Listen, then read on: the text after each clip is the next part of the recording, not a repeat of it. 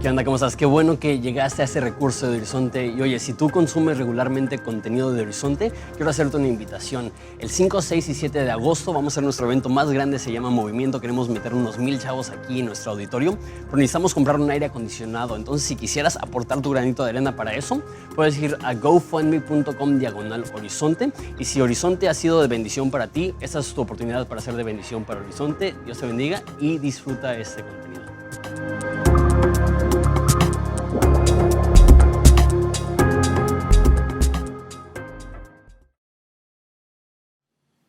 Pues muy bien, si me pueden acompañar en sus Biblias a Romanos capítulo 2, versículo 17, continuamos en nuestra serie. Lo que vamos a hacer es que voy a orar en lo que encuentras el pasaje y después lo estudiamos. Padre, te damos tantas gracias por esa oportunidad una vez más de venir delante de tu palabra y ser retados y ser inspirados, y en esa ocasión darnos cuenta que no se trata de nosotros, que jamás se ha tratado de nosotros, que se trata de ti. Y que en nuestras fuerzas nada podemos. Y Padre, desarma los argumentos que tenemos en nuestro corazón para defender lo que nosotros creemos que podemos hacer y que podamos rendirnos ante la realidad que lejos de ti no podemos hacer nada. Esa es una realidad que a veces nos cuesta entender, pero una vez que esa realidad se arraiga en nuestros corazones, nos cambia, y eso es lo que te estamos pidiendo. Cambia nuestros corazones a través de tu palabra. En el nombre de Jesús, amén. Hace unos meses tuvimos una serie que llamamos Pero Jesús no es así. A lo mejor la recuerdas. Y en esa serie entrevistamos a 50 ensenadenses y les preguntamos una pregunta muy sencilla: ¿qué es lo que opinas acerca de los cristianos y qué es lo que opinas acerca de la iglesia? Y la respuesta fue sorprendente. Yo pensé que iba a haber respuestas positivas y a lo mejor algunas respuestas negativas, pero la realidad es que la respuesta más común fue que los cristianos son unos hipócritas. Fueron respuestas muy negativas y la respuesta más común fue esa: los cristianos son hipócritas. Y esa es la perspectiva que mucha gente tiene acerca de los cristianos, una bola de hipócritas. Sin embargo, muchas personas no saben que la Biblia habla muy fuertemente en contra de la hipocresía. Es más, Jesús habla en contra de muchos pecados, pero ningún pecado lo ataca tan fuertemente como el pecado de la hipocresía. Las palabras más duras de Jesús son reservadas para personas que viven una doble vida, que se creen más espirituales de lo que realmente son. Y lo que vamos a ver hoy es Pablo hablando acerca de la hipocresía que podemos tener dentro de la iglesia y cómo podemos creer que poseemos una santidad y una rectitud que realmente no poseemos, y que muchas veces hay una congruencia entre lo que hablamos y lo que creemos. Estamos ahorita en medio de una sección de Romanos que es un poco difícil.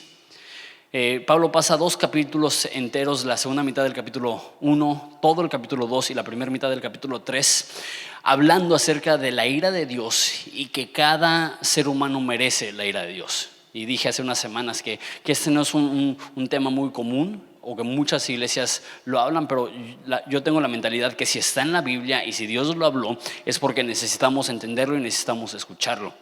Entonces, la última parte del capítulo 1 habla acerca de los que merecen la ira de Dios por vivir en inmoralidad, por romper las leyes de Dios, por romper las reglas de Dios, por darle la espalda a Dios.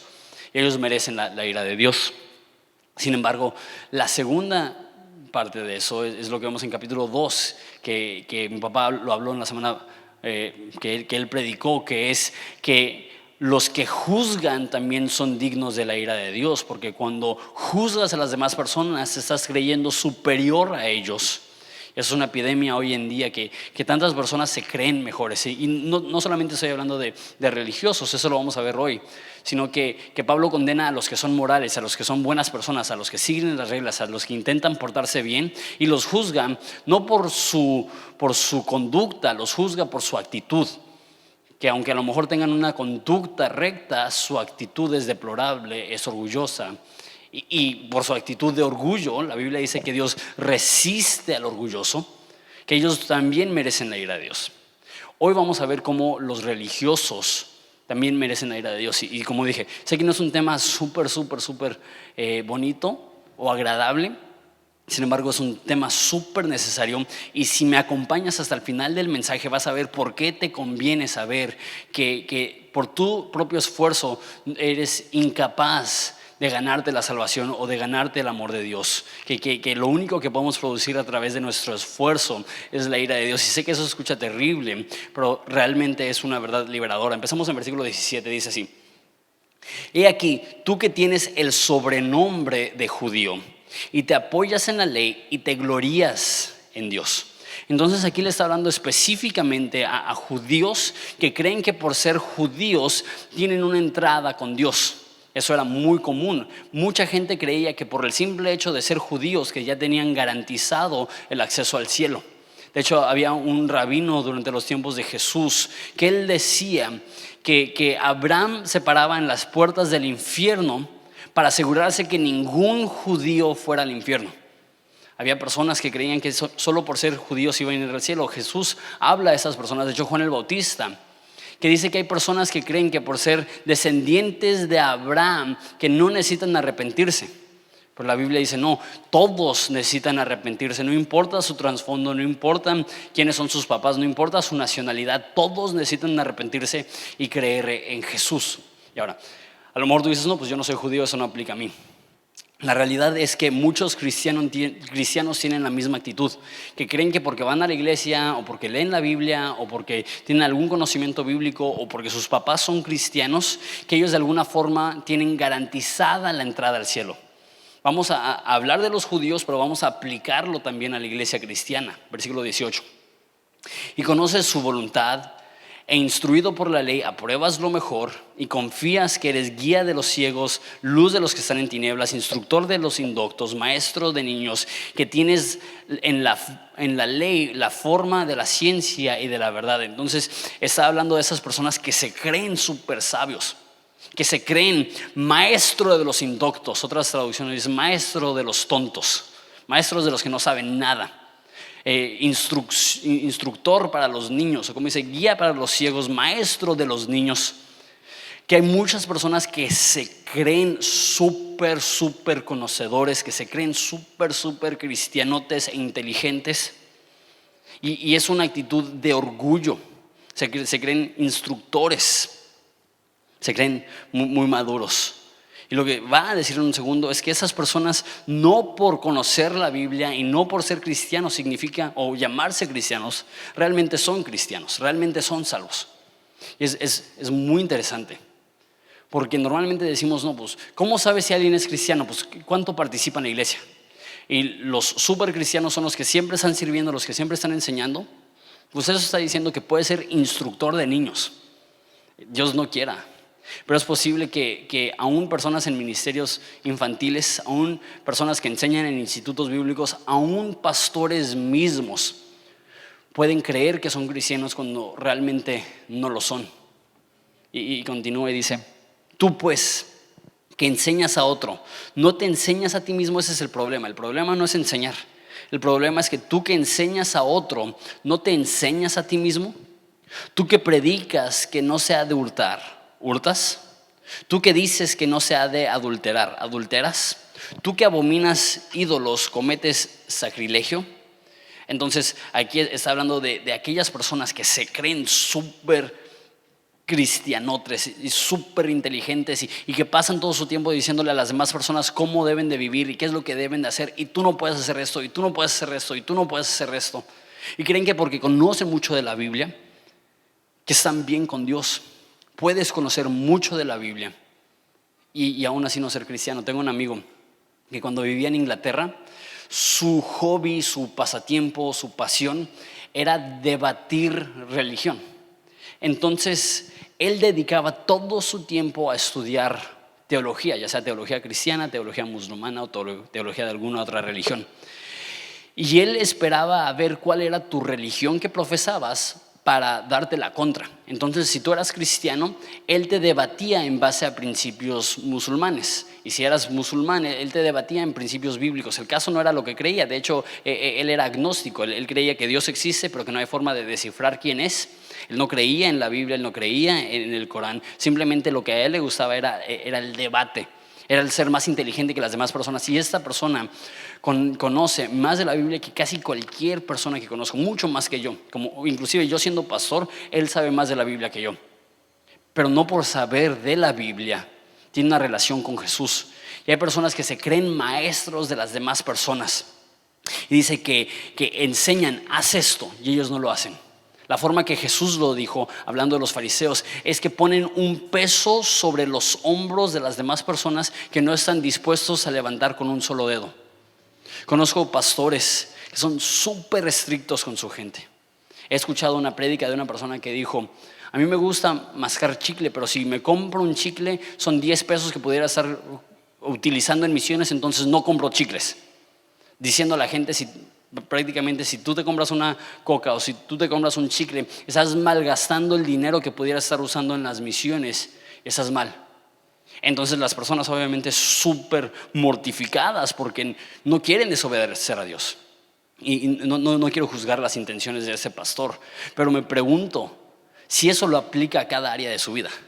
Me pregunto si esas cosas que él está imponiendo sobre otros, si él realmente lo está predicando. Una vez más, no quiero ser demasiado crítico, porque a lo mejor estaría cayendo en el mismo error que está reprobando la Biblia en ese instante. Pero el caso es que es tan fácil apuntar el dedo y decir: tú tienes que hacer esto y tú tienes que hacer esto. La Biblia dice que no muchos deben de ser maestros, porque ellos entrarán en mayor juicio. Que cuando nos dedicamos a enseñar la Biblia y a decirle a las personas lo que la Biblia dice, entramos en peligro nosotros, porque debemos de tener un mayor estándar. Y no solamente debemos de tener un mayor estándar, seremos juzgados según un estándar más estricto. Porque todas las cosas que le pedimos a las demás personas, lo hacemos. Y es lo que dice. Tú que dices no hurtes, hurtas. Tú que dices no adulteres, adulteras. Tú que dices no robes, robas. Tú que dices no mientas, mientes. Porque cuando tú impones algo sobre otra persona, ya tienes aún una mayor responsabilidad de seguir eso. Algunas personas dicen que debes de practicar lo que predicas, que debe ser congruente tu vida con tu mensaje, y estoy totalmente de acuerdo con eso. Pero no es suficiente solamente practicar lo que predicas. Necesitamos vivir lo que practicamos. No solamente es predicar y decir espero que pueda vivir de acuerdo a lo que acabo de predicar, sino predicar de tal forma que refleja qué es lo que estás practicando en ese momento. Y si estás enseñando la Biblia y la Biblia habla acerca de la honestidad y no eres la persona más honesta del mundo, no finjas. No digas: y cuando llegues a ser honesto como yo. Está bien ser vulnerable y decir: sabes qué, aquí está hablando de honestidad y es un área de debilidad en mi vida. Es un área donde quisiera ser más honesto y no pretender y no fingir, porque la Biblia dice que los que enseñan son juzgados con una vara más estricta. Y a lo mejor tú dices: no, pues gracias a Dios que yo no soy maestro, gracias a Dios que yo no soy pastor. Pero sabes, todos damos órdenes, todos damos mandatos. Y que si Dios te juzgara a ti según las cosas que tú le has pedido a otras personas. Que si cada vez que tú le has dicho a tus hijos: hey, no le hables así a tu mamá. ¿Cuántas veces no nosotros le hablamos a nuestro cónyuge de una manera incorrecta? Que si cada vez que nosotros decimos: hey, no debe de manejar así, ¿realmente manejamos de la forma que nosotros quisiéramos que las demás personas manejen? Que si decimos: no, esa persona debería ser más amable, ¿somos nosotros también amables?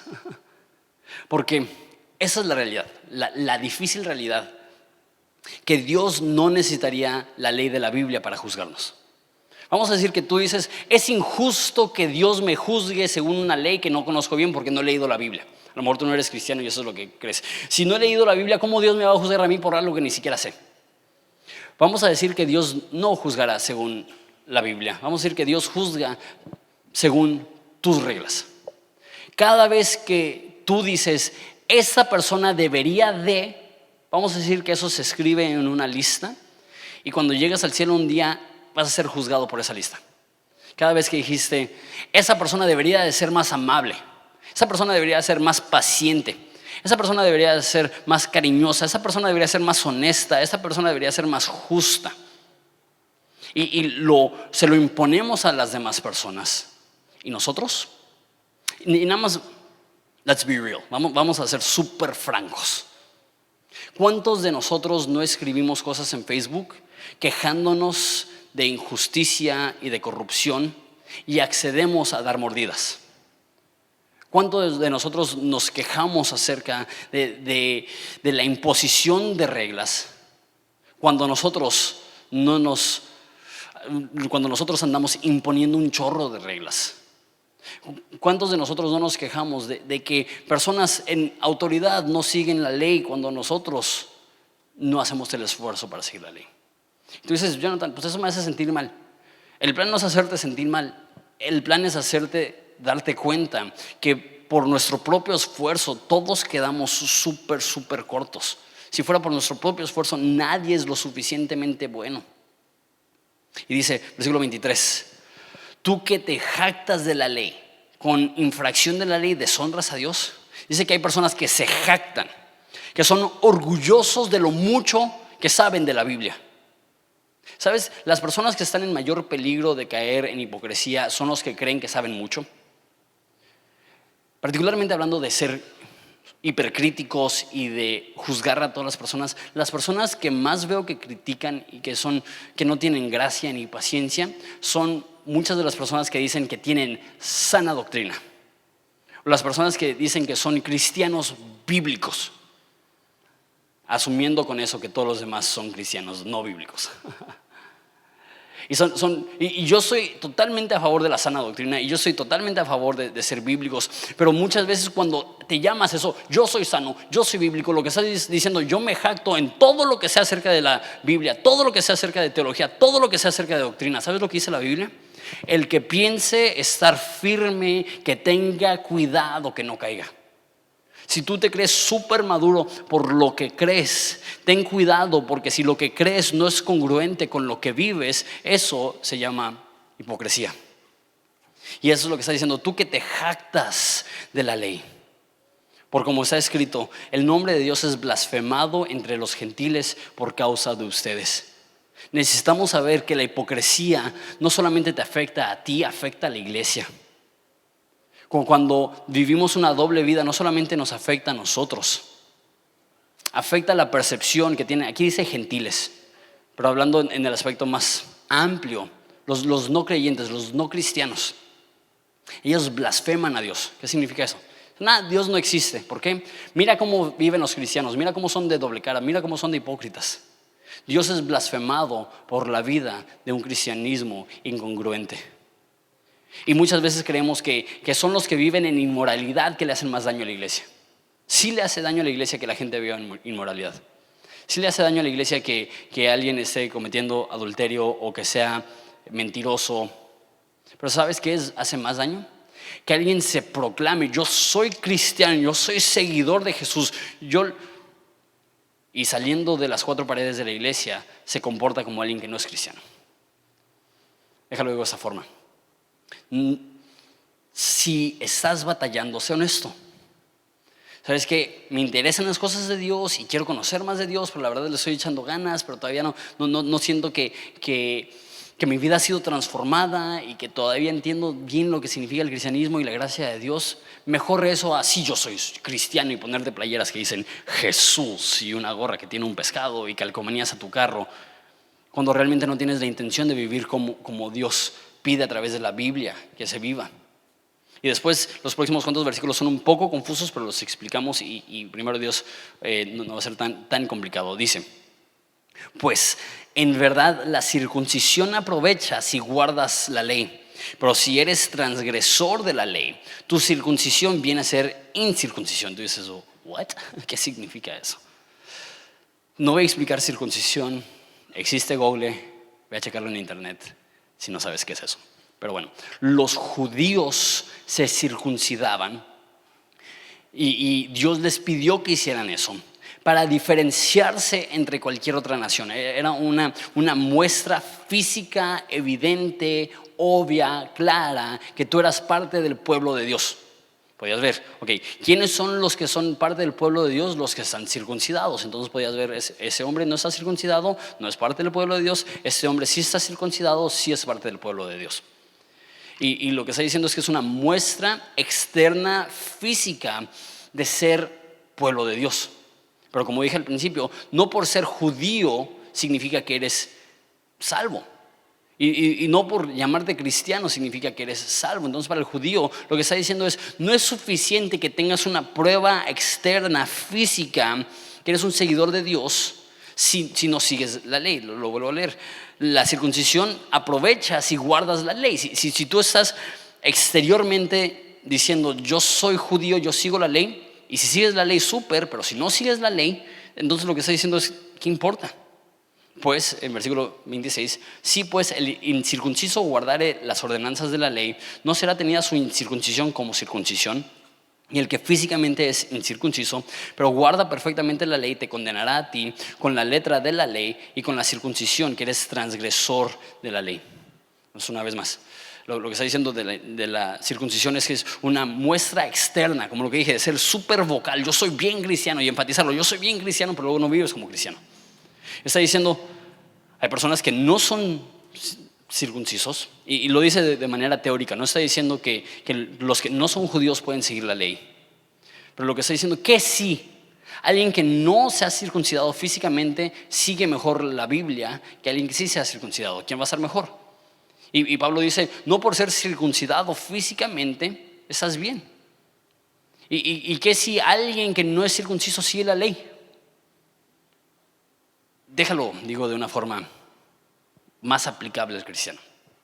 Ok, qué padre que tú te llames cristiano, pero si no vives según las enseñanzas de Cristo, por eso cristiano, un seguidor de Cristo, si te llamas cristiano y no vives como Cristo, ¿de qué sirve eso? Y al mismo tiempo, no va a ser vergonzoso para la iglesia que alguien que no se llama cristiano viva mejor que alguien que es cristiano o alguien que se llama cristiano. Esa es la realidad. Hay muchas personas que no son cristianas que viven mejor que muchos que se llaman cristianos. Hay muchas personas que no son cristianas que viven más de acuerdo a las enseñanzas de Jesús, de amor y gracia, y ayuda al prójimo y ayuda al necesitado, y de hacer una diferencia en este mundo, que muchos que se autodenominan cristianos. Y dice que eso trae vergüenza. Y dice versículo 28, pues no es judío el que lo es exteriormente, ni es la circuncisión la que se hace exteriormente en la carne, sino que es judío el que lo es en lo interior, en la circuncisión que en la circuncisión es la del corazón, en espíritu, no en letra, la alabanza del cual no viene de los hombres, sino de Dios. Entonces dice, la circuncisión que importa, la muestra importante no es lo que haces físicamente. Ponte todas las playeras cristianas que quieras, ponle el pescadito a tu defensa, que ya no se ha hecho en 20 años, pero si tú tienes un pescadito en tu defensa, pues dale. Si tú tienes todos los libros cristianos en tu casa, si tú tienes todas las imágenes cristianas en tu refri, dale. Pero eso no te beneficia si no sigues los mandamientos de Jesús. Y lo que dice, tiene que ser algo interno. Cuidado con las etiquetas. Las etiquetas son buenas cuando son congruentes con el contenido. Si tú tienes una lata de atún y dice afuera, lata de atún, y lo abres y tiene atún, dices súper. Pero ¿qué pasaría si vas al mercado y compras una lata que dice lata de atún y la abres y no es atún? Vamos a decir que son manzanas. Y tú compras tu lata de atún y llegas feliz a tu casa a hacerte una ensalada de atún y lo abres y son manzanas. No es que sea malo que sean manzanas, pero la etiqueta es falsa, entonces está mal. Y muchas personas se llaman cristianos sin serlo, y eso es peligroso. Como digo, la mayoría de los ataques en contra de la iglesia no es porque han tenido una buena experiencia con un cristiano, obviamente. Pero no es porque han tenido experiencias con cristianos. Lo que más daño le ha causado a la iglesia es gente que se llama cristiano sin realmente serlo. Que se llama cristiano sin realmente conocer a Jesús. Que se llama cristiano sin realmente amar a Jesús. Y esas son las personas que están causando que haya una frustración en el mundo porque ven la incongruencia, ven la etiqueta. atún. Abren la lata, manzanas. Ven la etiqueta, cristiano. Abren la lata y no es contenido cristiano, no es una vida cristiana. Ahora, tú dices, no, pues Jonathan, qué mensaje tan deprimente. ¿Por qué tienes que hablar acerca de eso? Lo hago porque la Biblia es demasiado buena para hacerte creer que tú puedes en tus propias fuerzas. Todo este concepto se resume en esa última palabra. Dice la alabanza del cual no viene de los hombres sino de Dios. Algunas personas creen que eso significa que hay personas que viven para ser alabados por el hombre. Y no se importa lo que el hombre piensa de ti, se importa lo que Dios piensa de ti. Se puede aplicar eso. Pero yo creo que lo que está diciendo es que la alabanza verdadera no proviene del hombre, proviene de Dios. Porque todo ese problema lo vimos en el primer capítulo, que es porque no le dieron gloria a Dios y le dieron gracias. El problema detrás de todo el pecado es que no glorificamos a Dios, que no honramos a Dios, que no le damos su lugar a Dios. Y lo que dice aquí es que para alabar a Dios no puede surgir, no puede nacer de nuestro propio esfuerzo, nuestro propio corazón. Dice en el Evangelio de Juan que los que han nacido de nuevo, los cristianos, no nacen de voluntad del hombre, sino de voluntad de Dios. La Biblia dice que Dios pone en nosotros tanto el querer como el hacer por su buena voluntad. O sea, en nosotros no existe la capacidad de ser cristianos genuinos. En nuestro propio esfuerzo no existe la capacidad de agradar a Dios. Y a lo mejor tú dices, pues qué mala onda. Yo digo, qué buena onda, porque eso te quita el peso de encima de tener que tener un récord perfecto, un desempeño perfecto para que Dios se agrade contigo. No necesitas ser perfecto. Es más, nadie es perfecto. Ese es el problema, eso es lo que está diciendo. Todos erramos, todos fallamos, todos nos separamos. Y si crees que este mensaje es difícil, espérate el próximo domingo, donde ahí ya va a decir toda la humanidad está condenada, toda la humanidad está perdida, toda la humanidad necesita a Dios. Como te digo, nos frustra poquito porque queremos confiar en nuestra propia fuerza, en nuestra propia habilidad, pero es un peso que se te quita encima cuando te das cuenta que no depende de tus obras, depende de la obra de Jesús a nuestro favor. No depende de tu esfuerzo, depende de la gracia de Dios, no depende de tu desempeño. Depende del perdón de Dios obrando en ti, transformándote. El cambio que experimenta el cristiano no es un cambio que se consigue a través de la fuerza de la voluntad. Nadie puede cambiar diciendo quiero ser mejor, quiero ser mejor, quiero ser mejor. No es suficiente. El cambio no se hace de adentro, más bien no se hace de afuera hacia adentro. El cambio no se hace de tu mente a tu corazón. Tu mente no le puede decir a tu corazón, sé limpio, sé diferente. Dicen Proverbios, ¿quién ha limpiado su corazón? ¿Quién ha dicho yo me he limpiado? Nadie se puede autolimpiar, nadie se puede autoperdonar. Por eso es tan necesario este mensaje del Evangelio, que no se trata de tu esfuerzo, que Dios te perdona totalmente sin relacionarlo a tu desempeño. No importa si fuiste bueno o malo, no importa si fuiste religioso o no religioso, no importa si toda tu vida intentaste hacer cosas buenas o si toda tu vida te valió y hiciste cosas malas. El plano es parejo enfrente de la cruz, todos estamos en plano parejo delante de la cruz. Todos necesitamos la misericordia de Jesús del mismo modo. Como dije, no se trata de tu esfuerzo, se trata de su gracia, no se trata de tus obras, se trata de su obra en la cruz del Calvario hace 2000 años, en aquel madero sangriento donde Él tomó tu castigo. Y termino con esto. Lo que nos demuestra Romanos es que no importa si erras por 1 centímetro o por 1 kilómetro, todos necesitamos la gracia. Y es como si Dios dijera, para ser salvo necesitas nadar de Baja California a China. Y el capítulo 1 que habla de inmoral dice, y ni le echa ganas y a los primeros 50 metros se ahoga porque le valió.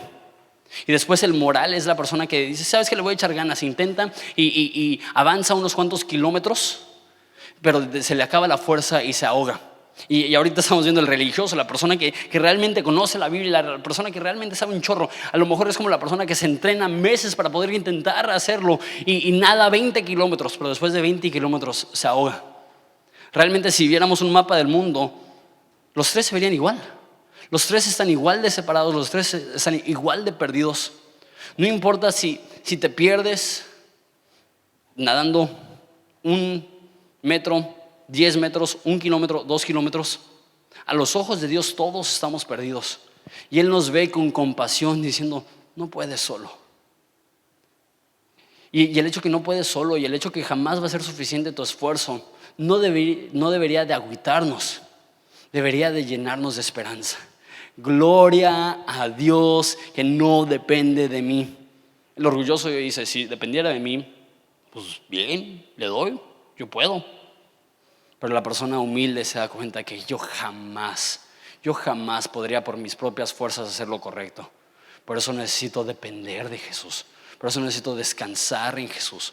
Por eso necesito dejar de confiar en mis obras y confiar en sus obras. Porque aún el mejor de nosotros no es suficiente. Aún el más dedicado de nosotros no es suficiente. Aún el más religioso de nosotros no es suficiente. Si no es a través de la obra de Jesús en la cruz, en nuestro lugar, todos nosotros estamos perdidos. Pero eso es lo increíble, que porque se trata de su obra en la cruz, no hay ninguno de nosotros que está descalificado. No hay ninguno de nosotros que puede decir, no, pues no se puede. ¿Sabes qué? Sí se puede. Una vida nueva sí se puede, una transformación sí se puede, una renovación sí se puede. No porque dependas de tu fuerza de voluntad, pero precisamente porque no depende de tu fuerza de voluntad. Porque depende de una fuerza exterior, la fuerza del Espíritu Santo, Dios llenando tu vida, inspirándote y haciéndote una nueva persona, una persona totalmente diferente. Eso es el Evangelio. El Evangelio no se trata de cómo nosotros llegamos a Dios con nuestro propio esfuerzo. El Evangelio se trata de cómo Jesús vino por nosotros a rescatarnos, a llevarnos a la vida eterna. El Evangelio no se trata no, pues yo busqué a Dios y lo encontré. El Evangelio se trata de personas que estaban perdidos en sus pecados, en su orgullo, y Jesús, que en su misericordia vino tras nosotros y nos rescató y nos salvó. ¿Les parece si nos ponemos de pie? Vamos a ponernos de pie, vamos a orar.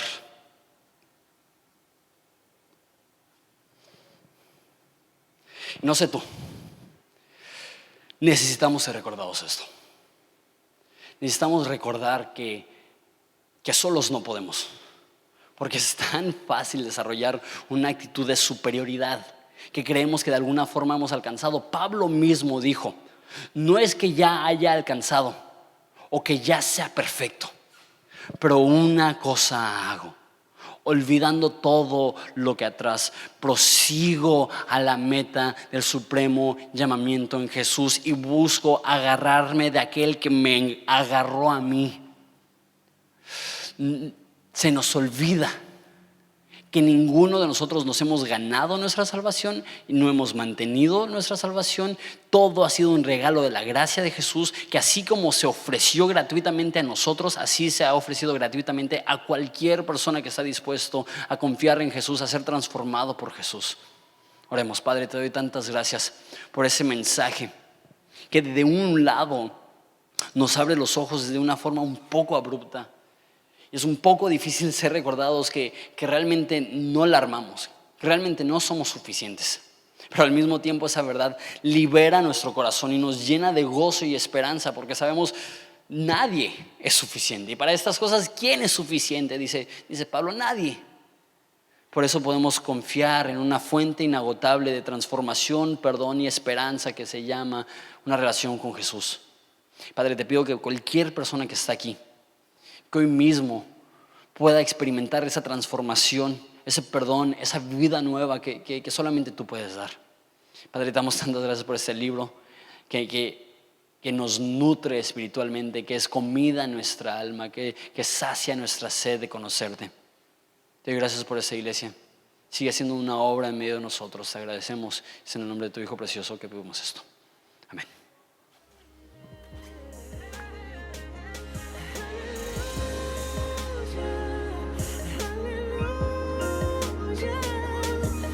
Hola, mi nombre es José Michel, soy uno de los pastores aquí en Horizonte Ensenada, encargado del Ministerio de Producción. Si este ministerio ha sido de bendición para tu vida, nos gustaría que nos mandaras tu historia. Escríbenos a horizonteensenada@gmail.com. También, si quieres bendecir económicamente nuestro ministerio, puedes ir a horizonteensenada.org/dar. Solo te pedimos que lo que des no interfiera con lo que hace tu iglesia. Gracias.